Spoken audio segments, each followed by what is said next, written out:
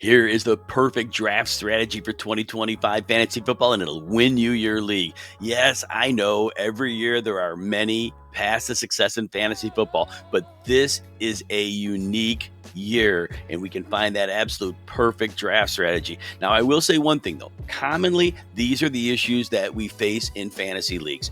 Often we have wide receivers and running backs, but we don't have enough of them to get to the finish line the way we want. Injuries, busts, and then you try to go to the waiver wire, but everybody's competing for the same players. Sometimes you get lucky and get one or two, but a lot of times you're left out in the cold. And we wish we had more depth at running back and receiver, especially through those gauntlet of bye weeks as well. Well, here's the thing. The perfect draft plan we're talking about, you have to load up on these wide receivers and running backs in the first 7 or 8 rounds of your draft. That is the way to get it started.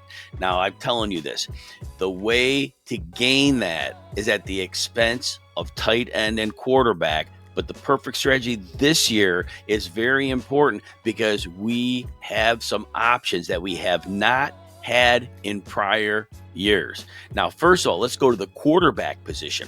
So first of all, when you draft a quarterback early, and look, there's Lamar Jackson and there's Josh Allen, and look, those are obviously league-winning type players, and you know that. You know they could put up the huge fantasy digits, and I get it. But there's an opportunity cost, and that is the cost where you don't get a running back or receiver at that point of the draft.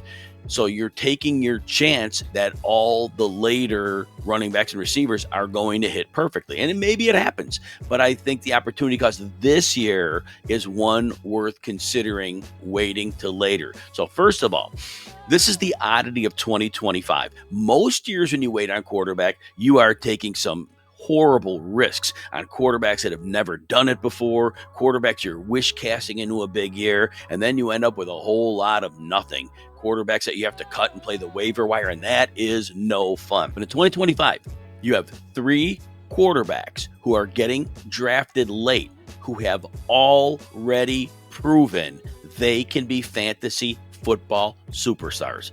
The first one, Dak Prescott. Now, his ADP is going to probably go up a little bit as the summer goes on, but he's been around quarterback 12. Sometimes he'll go up to quarterback 10, but that's still waiting on quarterback late. Now, I know he's had injuries. He had a dislocated ankle. He had, I think, a dislocated thumb. He had a torn hamstring. This is an injury-prone player. This is not injury-prone at all. These are weird injuries that just happen in the course of playing football. When Dak Prescott is healthy, Dak Prescott in 3 of the last 5 years has finished as the quarterback 2, the quarterback 3, and the quarterback 7. That is an elite resume. Not Josh Allen, not Lamar Jackson, but after that, right in the discussion. Dak Prescott this year has a few things working for him. First of all, he has a defense that is probably not going to be that great. They have a lot of players coming back from injury. His defense is going to have a lot of transition that way. That's going to be an issue. They're going to have to score points. Also, the run game.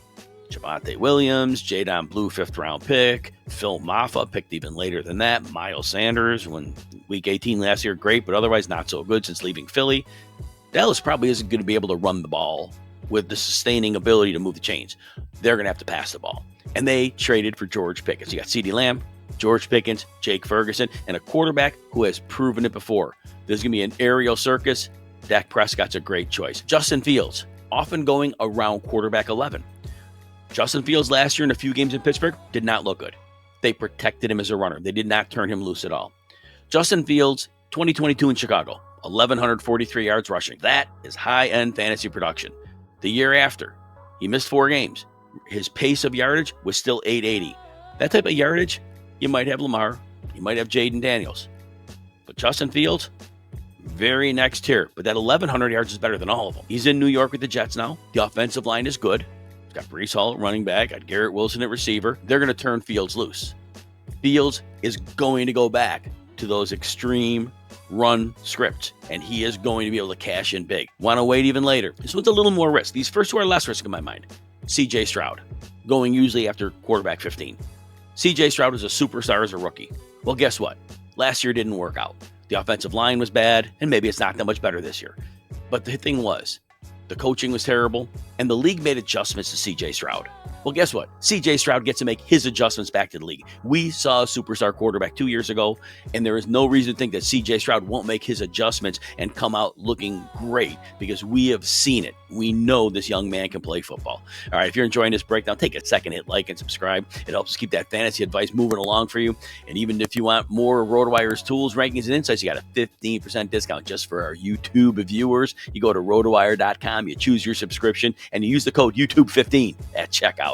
All right, now we waited on quarterback. We waited till at least the 7th round, maybe the 8th round in 12-team league, and we got our quarterback there. So again, remember, when you're drafting, just wait till about 6-7 quarterbacks are off the board, and now you begin to plan to take that late quarterback. But now we go to tight end. Now, I know it's going to be very difficult to pass up on Trey McBride and Brock Bowers, who were just legendary fantasy producers last year. They're normally going in the 2nd and 3rd round of 12-team league drafts.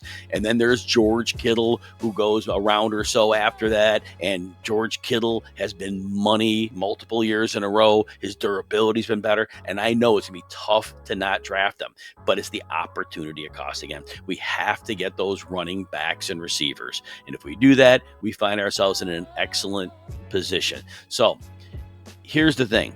After that tight end 3, I see it where the next 6 or 7 tight ends have a whole lot of questions. So we're going to go outside of that. Sam Laporta, the question is, did the defense played like it played early last year before all the injuries? Remember, Sam Laporta was averaging 7 PPR points through week 7. The defense was playing well. If that happens again, maybe in the same boat. TJ Hawkinson, looks like Minnesota designed their roster to run the ball and play defense. It might not be a heavy passing team. Hawkinson could lose out there.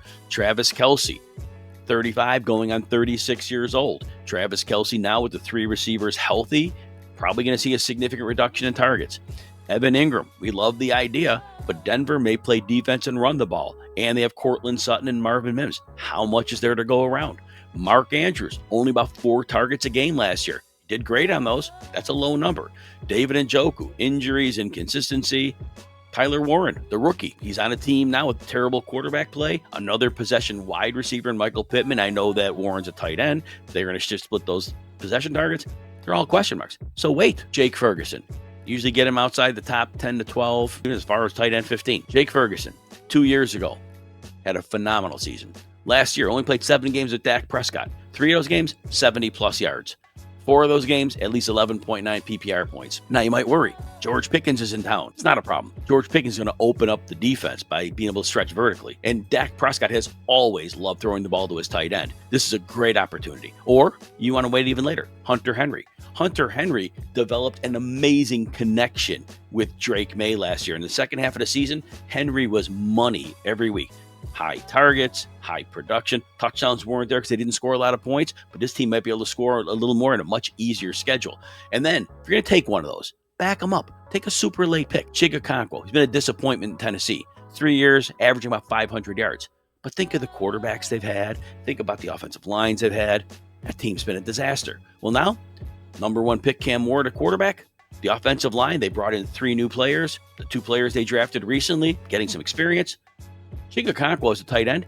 He may be the second option in the passing game behind wide receiver Calvin Ridley. If that's the case, Okonkwo, who has a ton of the talent, he could take off. Or, super late, Mason Taylor, New York Jets, 2nd round pick.